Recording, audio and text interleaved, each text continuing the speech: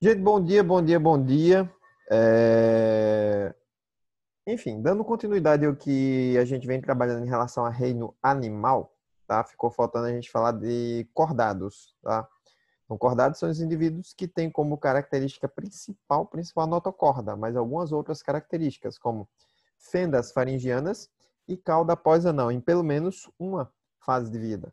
Daí a gente vai ver quais são as características dos cordados, quais são os grupos de cordados e, principalmente, os vertebrados, que são, né, uma das subdivisões aí do filo Chordata, certo? Que são os Craniata ou Vertebrata, são os vertebrados que já apresentam aí, tá, um endoesqueleto articulado de origem estritamente mesodérmica com coluna vertebral, né, que é o que dá a característica dos vertebrados ou o nome dos vertebrados em si.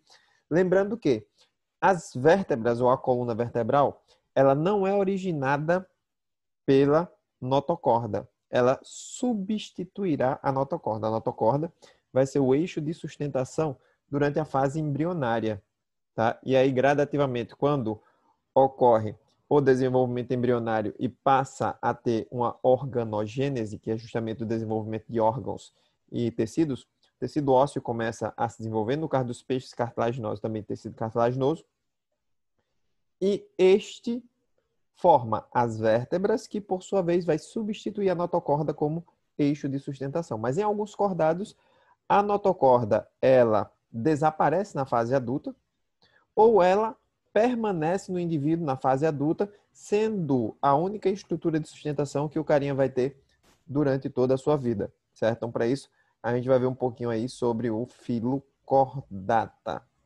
tá? Então, vamos nós aqui.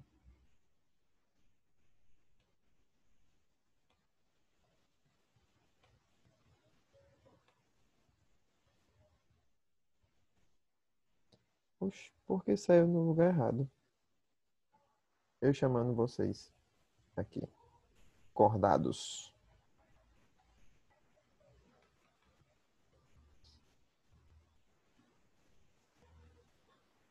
Então tá aí, cordados, certo? É o grupo que, dentre os animais, é o que está evolutivamente mais à frente de todos os outros, certo? Um pouco mais adiante a gente vai estudar um pouquinho de anatomia e fisiologia animal comparada, e aí vocês vão entender um pouquinho do que eu estou falando, certo?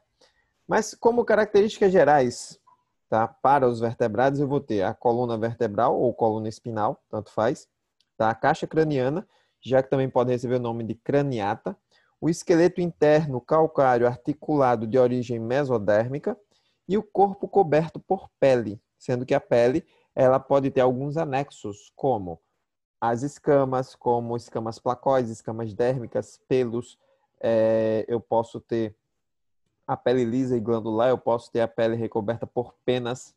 Tá? Então, dependendo do grupo de organismos que eu estiver levando em consideração, eu vou ter uma estrutura ou alguns anexos epidérmicos diferentes. Então, a classificação dos vertebrados, os vertebrados, tá, fazem parte do filo cordata, do filo dos cordados.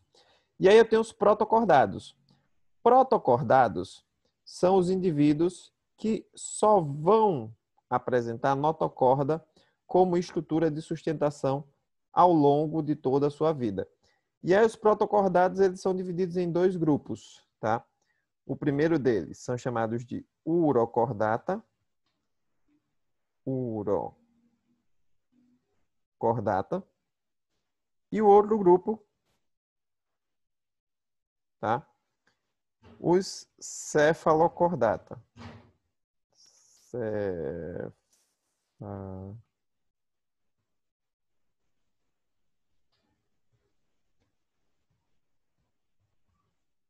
Cefalocordata. Qual que é a diferença entre protocordados e vertebrados? Primeira diferença é que nos protocordados eu só vou ter a notocorda como estrutura ao longo da vida inteira do cara. Nos vertebrados, a notocorda será substituída pelo esqueleto, ou seja, pelas vértebras. Tá? Nos urocordados, os urocordados são um grupo que vão apresentar, uro vem de cauda, tá? Então, os urocordados são indivíduos que vão apresentar notocorda especificamente na região da cauda e apenas na fase larval. Na fase adulta, esse indivíduo é um indivíduo fixo, ele é séssil. E aí, quando ele se fixa, ele perde a cauda e junto com a cauda ele perde a notocorda. Então, na sua fase adulta, a gente não vai encontrar nenhum vestígio de notocorda ou de estrutura de sustentação nesses animais. Então, os urocordados, por muito tempo, foram classificados junto dos animais invertebrados. Se você pegar um animal adulto, tá, que são as chamadas assídeas ou tunicados, e pegar um animal adulto, a gente vai ver que esse animal, ele apresenta várias características que o assemelham com animais vertebrados, mas não apresentam a principal, que é justamente a questão da notocorda e das vértebras. Então, por muito tempo, foram classificados junto com os animais invertebrados e hoje não. Hoje já se sabe que pelo menos em um estágio da vida dele, que é a fase larval, esse indivíduo ele vai apresentar notocorda, sendo assim classificado como um cordado, tá? E os cefalocordados, tá?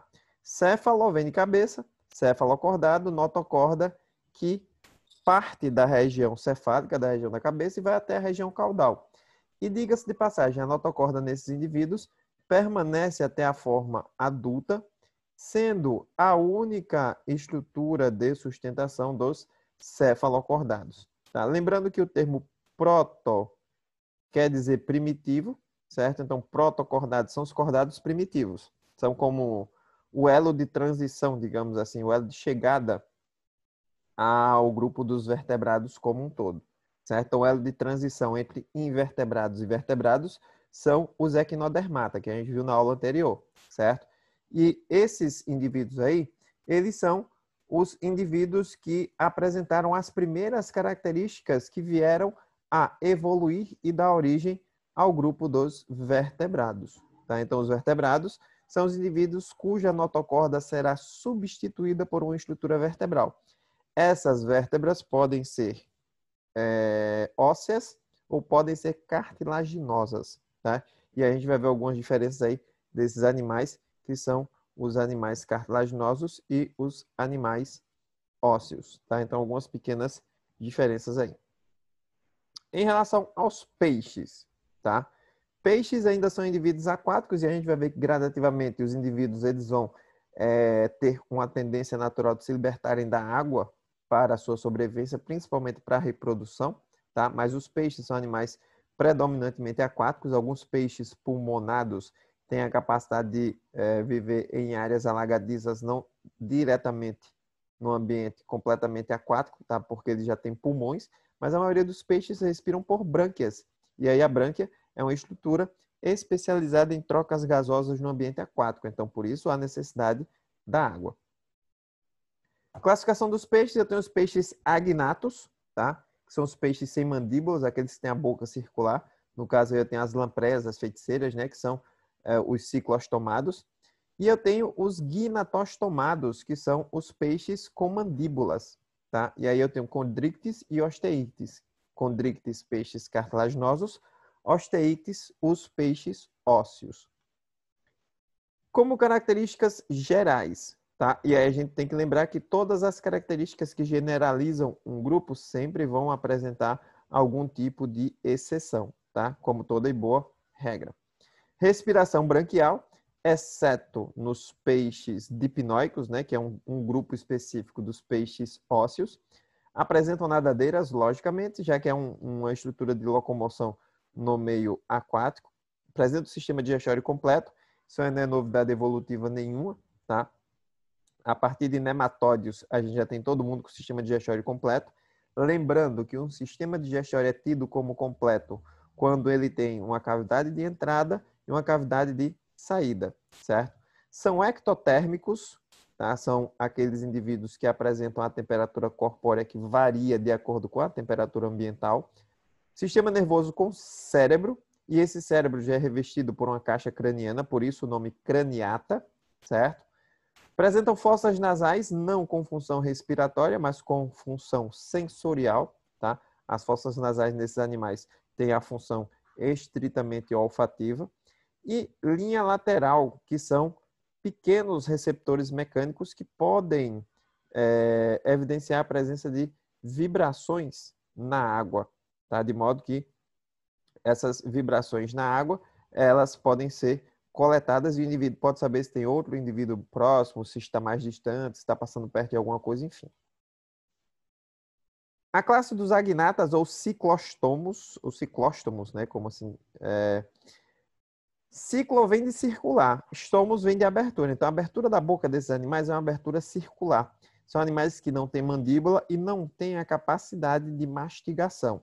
O corpo desses animais é alongado, tá? Como uma espécie de enguia, tá? A gente chama de corpo enguiforme. Não apresentam escamas, a pele é lisa e extremamente glandular. São necrófagas, alimentam-se de peixes, animais mortos como um todo. Por quê? Como ele não tem capacidade de mastigação, ele vai arrancar pequenos pedaços e engolir esses pequenos pedaços de algum tipo de organismo que esteja em decomposição. Ou algumas espécies se alimentam de pequenos animais dos quais eles podem também engolir completamente sem a necessidade de mastigar, tá? Algumas espécies são parasitas. Esses parasitas, eles vão alimentar-se. Ele está botando de restos de alimentação de outros peixes, mas não. Parasitas são os que se alimentam diretamente dos outros animais. Alguns deles se fixam até nas brânquias de outros peixes, tá? Vivendo ali de forma parasitária.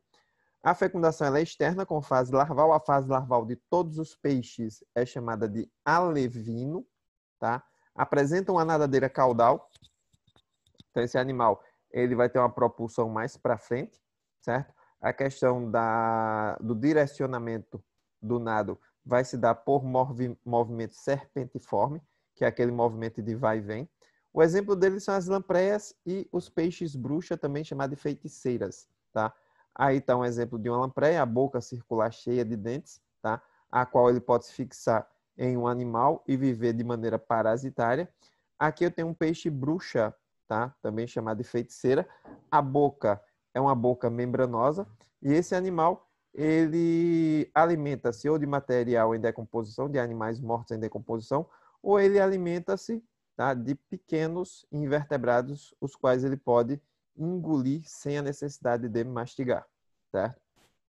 Os condríctes ou peixes cartilaginosos, então, como o próprio nome já sugere, o esqueleto desses animais é um esqueleto predominantemente cartilaginoso, certo? E aí, o tipo de cartilagem que a gente vai ter aí é a cartilagem do tipo fibrosa, aquela cartilagem mais densa, mais dura. Corpo recoberto por escamas pequenas, e são chamadas de escamas placoides. As escamas dos condríctes são semelhantes aos dentes, tá? Então, se a gente pegar a estrutura de revestimento do corpo dos condríctes, a origem é mesodérmica e a estrutura se assemelha com pequenos dentes, com minúsculos dentes. Tá? O esqueleto é formado por cartilagem, como eu havia falado anteriormente. Já tem nadadeiras caudal, dorsal, peitoral e anal. Essas nadadeiras servem para estabilizar, direcionar o nado, certo? A boca ela é ventral, ou seja, ela é voltada para baixo. Tá? Se você lembrar aí um pouquinho de tubarões, de arraias, a boca fica voltada para baixo. São predadores, com exceção do tubarão-baleia, que é um animal filtrador, alimenta-se de crium. Não tem bexiga natatória. O que é a bexiga natatória? A gente vai ver que a bexiga natatória é uma estrutura típica dos peixes ósseos e ela serve para diminuir a densidade corpórea do animal. Então, o que vai acontecer? Quando o animal ele quer ir para uma região mais profunda, tá? Os que têm bexiga natatória, ele seca a bexiga natatória, fica mais denso que a água e assim afunda e vai para essa região mais profunda sem a necessidade da ação muscular, sem a necessidade do nado. Isso faz com que eles economizem energia, tá? Da mesma maneira, se ele quiser ir para uma região mais superficial, o que é que ele vai fazer? Vai começar a acumular gases no interior dessa bexiga natatória. E aí, quando ocorre esse acúmulo de gases na bexiga natatória, esse indivíduo vai ficar menos denso que a água, e aí há uma tendência natural desse indivíduo migrar para áreas mais superficiais, da mesma maneira, sem a necessidade de gasto energético adicional com o processo de natação, que inevitavelmente aciona a musculatura e gasta energia. A fecundação ela é interna, tá? O desenvolvimento se dá no interior de ovos. A maioria é ovípara, a maioria põe ovos, mas existem as chamadas ovovivíparas, que são aquelas que produzem o ovo, mas o ovo ele fica retido dentro de uma bolsa gestacional no interior da fêmea. Não existe troca nenhuma entre a mãe e o feto. Tudo que ele precisa para se desenvolver está no interior do ovo, certo? Ali vai ser especificamente uma área de desenvolvimento embrionário, porque se a fêmea ela põe o ovo, esse ovo ele vai ficar exposto ao ambiente e, consequentemente, ele pode ficar exposto à ação de predadores.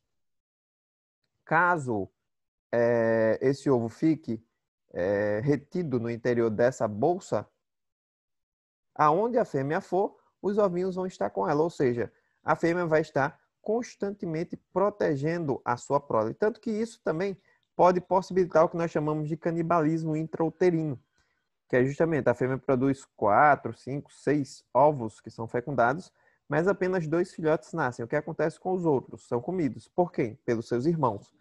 Então, os 2 ou 1 ou 2 primeiros que nascem, eles começam a comer os outros. Para quê, professor? Para ganhar massa muscular, para ficar um pouquinho maior e quando nascer, já ser mais ágil e ter maior possibilidade de sobrevivência. Isso aí é seleção natural pura. Tá? Então, os indivíduos mais aptos sobrevivem e deixam descendentes. Então, esse processo aí que acontece é chamado de canibalismo intrauterino. Tá? Os exemplos são bem simples, bem comuns, aí, bem conhecidos nossos, as arraias, os tubarões, né? O cação, as quimeras. Então, aí, tá? Alguns exemplos, né? Aqui em cima a gente pode ver as arraias. Aqui o tubarão pode ver que a boca sempre é voltada para baixo, certo? Ó, a boca da arraia vai ficar aqui embaixo também. Aqui é o tubarão-baleia, o maior tubarão que existe, mas também é o mais inofensivo pelo fato de ser um indivíduo que se alimenta de críon, tá? Ele é um indivíduo filtrador. Osteíctes, tá? Osteo vem de ósseo, então peixes ósseo, tá? O grupo mais abundante e diversificado de peixes. O esqueleto é formado por ossos, como o próprio nome já sugere. Sim, as brânquias, tá? No caso dos peixes cartilaginosos, elas vão ser revestidas por uma estrutura epidérmica e vão ter pequenas aberturas aqui chamadas de fendas branquiais ou aberturas branquiais, tá? No caso do osteícte, eu vou ter um opérculo, que é como se fosse uma capinha óssea que protege as brânquias, tá? Já que são órgãos extremamente sensíveis. Alguns têm pulmões, como eu disse para vocês, os peixes dipnoicos, também chamados de peixes pulmonados, como no caso da piramboia, por exemplo. A pele tem escamas, só que são escamas dérmicas, não são mais escamas placoides, são escamas dérmicas semelhantes, por exemplo, ao nosso pelo, semelhante às penas das aves, tá? Presença de linha lateral, isso é típico dos peixes, tá? Uma estrutura sensorial. Bexiga natatória, aqui eles têm. Nos condrictes, eles não têm. Professor, quer dizer que os condrictes eles sempre vão ser mais pesados que a água? Sim e não. Sim, porque se um condricte parar de nadar, ele vai afundar, certo? E não porque no fígado desses animais, tá? No caso dos condrictes, dos peixes cartilaginosos, existe o acúmulo de óleo, o acúmulo de gordura. Gordura é menos denso que a água. E aí a gordura sendo menos densa que a água, vai fazer com que o animal fique ligeiramente mais leve, mas não tão leve a ponto de flutuar, certo? Tanto que se um peixe cartilaginoso ele para de nadar, ele afunda, certo? Ele simplesmente vai afundar. Presença de linha lateral, já falei, bexiga natatória, estrutura que vai fazer com que o indivíduo ele possa migrar na coluna d'água, certo? Para áreas mais profundas ou mais superficiais, sem a necessidade de gasto energético adicional, tá? E as nadadeiras, caudal, vai ter a ventral, vai ter a peitoral, caudal, dorsal, vai ter a anal, a pélvica, que são nadadeiras que tanto ajudam na locomoção quanto no direcionamento, tá? Do nado. Fecundação geralmente externa, ou seja, ocorre a liberação de gametas diretamente na água, tá? Essas larvas, como eu disse a vocês anteriormente, também recebem o nome de alevinos, tá? Então, a larva de um peixe recebe o nome de alevino. O corpo é fusiforme ou um corpo com formato hidrodinâmico. O que é isso? É um corpo que está morfologicamente, ou seja, anatomicamente, apto à locomoção no ambiente aquático. Então, ele tem um corpo com formato hidrodinâmico. É um corpo alongado, com as extremidades afiladas, o que facilita a sua natação. Algumas espécies de peixes ósseos apresentam a piracema. A gente pode dar um exemplo bem clássico, é os salmões, né? Então, os salmões, eles até têm um hábito de vida duplo, então parte da sua vida eles vivem no ambiente aquático marinho, parte da sua vida no ambiente aquático de água doce. Tá? Reprodução e eclosão, e o primeiro estágio de vida, que é o estágio larval, se dá no ambiente de água doce, e o indivíduo, quando atinge uma certa maturidade, vai para o ambiente de água salgada para poder se alimentar, ganhar massa corpórea, amadurecer e voltar para reproduzir, exatamente no mesmo lugar onde ele nasceu. Tá? Então, não sei, acho que todo mundo já deve ter visto aí em alguma, sei lá, na internet ou na TV mesmo, em alguma dessas redes de TV que passa relacionado à natureza, como NetGeo, ou Discovery, ou Animal Planet, né? Ou até mesmo no YouTube, mas você vê como acontece a questão da reprodução dos salmões, né? Que eles migram centenas de quilômetros rio acima até chegar na nascente para poder desovar. Aí alguns exemplos, né, de peixes ósseos. Aqui o cavalo marinho. Diga-se de passagem, o cavalo marinho ele tem uma peculiaridade, é ele que engravida no lugar da fêmea, né? Quando ocorre a cópula, ao invés do espermatozoide ser passado do macho para a fêmea, os óvulos que são passados da fêmea para o macho. E aí dentro dessa bolsa, o macho ele libera os espermatozoides que vão fecundar os óvulos e ele carrega os óvulos, consigo os ovos agora, né, fecundados, até a fase adulta, certo? Aqui o pirarucu, né, notinha de 100. Aqui é o peixe tigre é uma espécie exótica, uma espécie invasora extremamente tóxica. E aqui, eu não lembro qual é o nome desse peixinho, ele é um peixinho bem esquisitinho que tem, que ele vive em região de manguezal e ele consegue passar boa parte do tempo fora da água, mesmo tendo brânquias, tá? Ele meio que acumula água na boca e aí todas as vezes que está faltando oxigênio, ele abre a boca e começa a fazer bolinhas. E aí essas bolinhas vai fazer com que ocorra a troca gasosa com a atmosfera e ele fecha a boca e consegue absorver o oxigênio. Aí mostrando as semelhanças e diferenças entre um peixe cartilaginoso e um peixe ósseo, tá? Então, o peixe cartilaginoso, a boca é ventral, no peixe ósseo, a boca é terminal, é uma boca mais voltada para a extremidade, tá? Basicamente, as nadadeiras, elas vão ter as mesmas estruturas e as mesmas funções, tá? No caso dos peixes ósseos, a nadadeira ela é homócena, ou seja, ela tem dois lados iguais. Aqui eu tenho uma nadadeira heterócena, ele tem uma das áreas maior que a outra, certo? As nadadeiras do tubarão, também chamadas de barbatanas, elas são cartilaginosas. Em algumas culturas, tá? Ela é utilizada para fazer alguns tipos de comidas, né? Comidas exóticas, digamos assim, que dentre elas tem a sopa da barbatana do tubarão, que é caro pra caramba. E esses animais eles acabam sendo predados de uma maneira mais indiscriminada, principalmente pelos orientais, para realizar essas. É uma coisa muito cultural, digamos assim, tá? Mas que aí, quando você começa a pensar nisso aí em um rol de milhões de pessoas, acaba trazendo um dano ambiental, porque se todo mundo está consumindo aquilo ali, a necessidade vai ser maior e isso estimula a pesca predatória desses animais. Tanto que já apareceram em alguns vídeos, se vocês procurarem no YouTube vai ter, tá?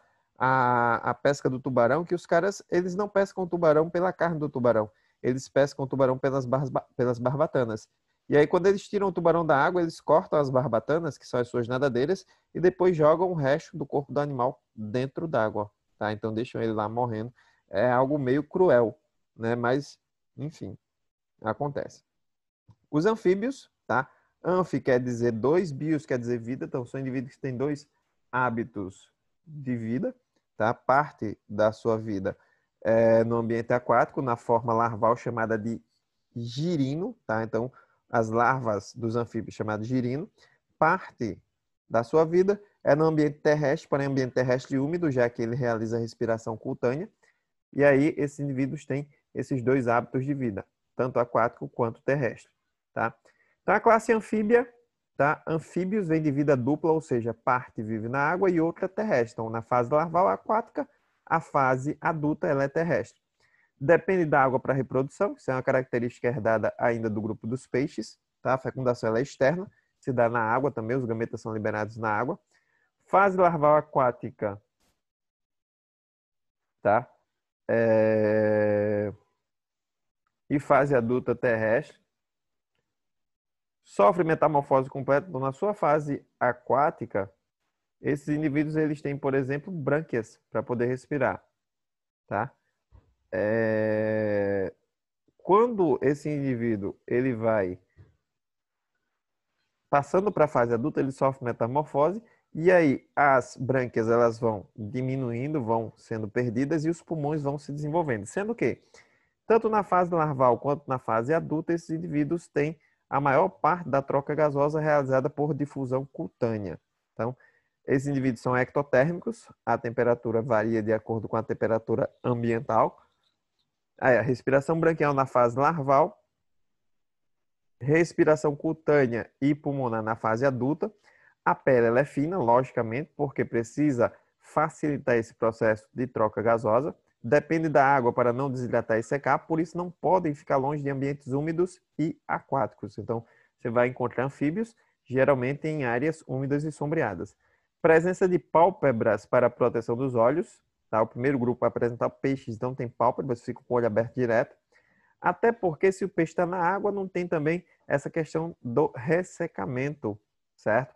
Da membrana ocular. Glândulas lacrimais para umedecer a pele fina, já que o indivíduo está no ambiente terrestre, tá? Glândulas produtoras de veneno em algumas espécies, tá? São algumas espécies são muito venenosas e muitas delas têm neurotoxinas, tá? Que são toxinas que agem sobre o sistema nervoso.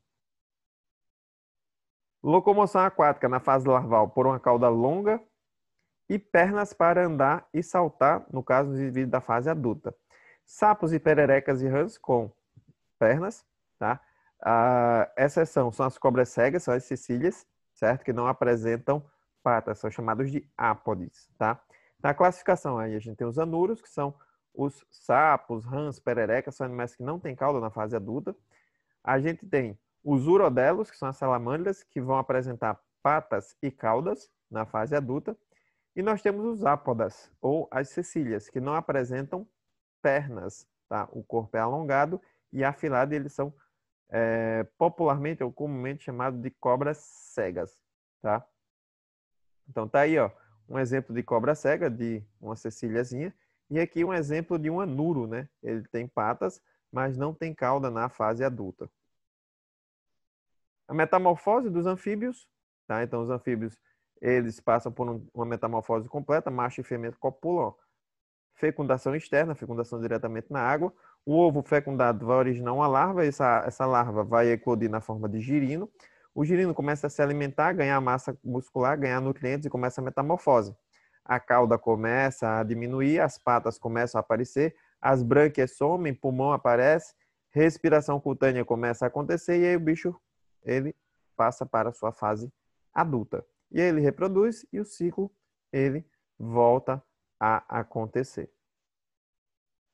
Os répteis, tá? Répteis são animais completamente terrestres. Uma das características que possibilitou os répteis a viverem no ambiente terrestre foi exatamente a questão do ovo com casca. Então, a casca do ovo é uma casca que possibilita tanto a proteção no ambiente terrestre quanto a proteção mecânica em si, quanto a proteção contra a desidratação, tá?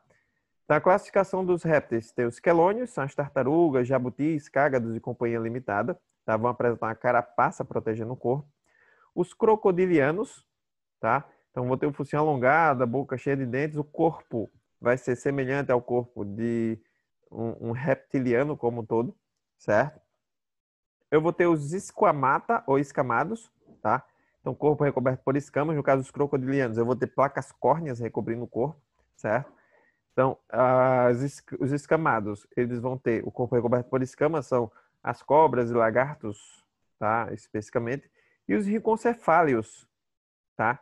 Que existe apenas um exemplo de rinoncefálico, que seria a tuatara, que são animais que apresentam espinhos dorsais. Esses animais são o mais próximo que a gente tem dos primeiros grandes répteis da evolução. Tá? Então, são os indivíduos mais antigos, se a gente for levar em consideração a evolução dos répteis.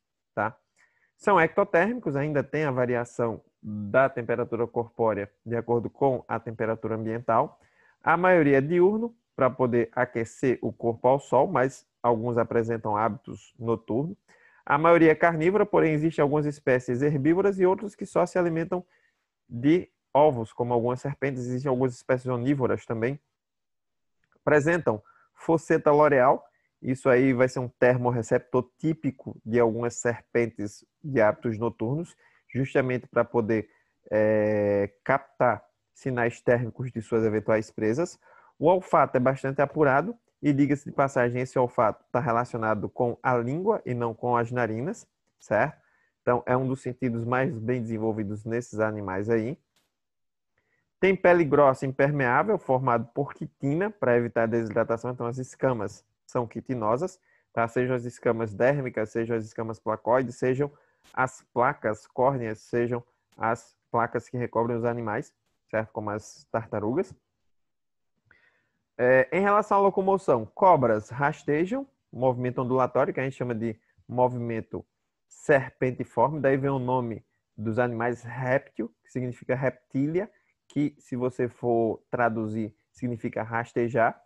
E os aquáticos, como tartarugas, têm adaptações em seus membros, tá? Então, no caso, as tartarugas vão apresentar nadadeiras, então, tanto que elas se locomovem muito bem no ambiente aquático, mas no ambiente terrestre, ela tem essa locomoção um tanto quanto mais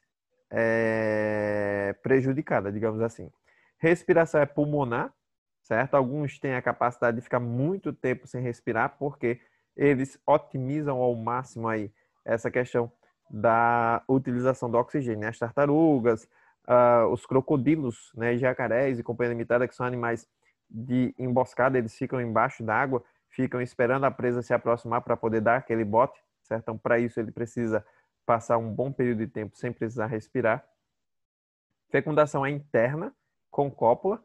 Botam ovos de casca dura e com grande reserva nutritiva. No caso dos répteis, como eles têm a temperatura corpórea que varia de acordo com a temperatura ambiental, eles precisam de um ambiente quente para poder seus ovos eles virem a ser chocados.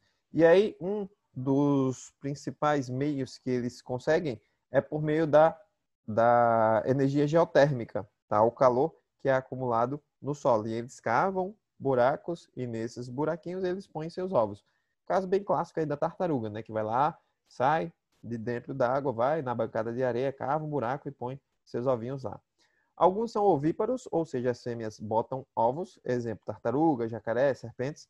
Algumas serpentes e lagartos são vivíparos, ou seja, eles põem os ovos, mas guardam dentro de uma bolsa, tá? E levam esses ovos consigo até a sua eclosão, até o nascimento, tá?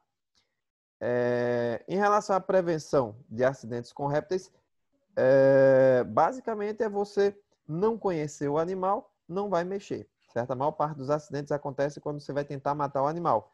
E aí esse animal só tem como se defender fazendo o quê? Atacando, certo? E aí, se você tiver algum tipo de acidente com uma serpente que seja potencialmente venenosa, você vai ter que tomar um soro, que é especificamente os anticorpos que vão neutralizar a ação daquela toxina, certo? Em relação aos animais vertebrados, tá? Fica faltando um único grupo aí, certo? Os animais vertebrados, que é o grupo dos mamíferos, tá? E aí a gente vai falar sobre os mamíferos na nossa próxima aula. Lembrando que na sexta-feira vai ser a nossa próxima aula, que essa é a aula da sexta passada, que o professor Cristóvão ministrou no meu lugar. E na sexta-feira nós teremos aula normalmente no nosso horário, ok? Já está aberto lá para vocês no AVA a atividade relacionada aos capítulos trabalhados, tá? Fiquem de olho lá.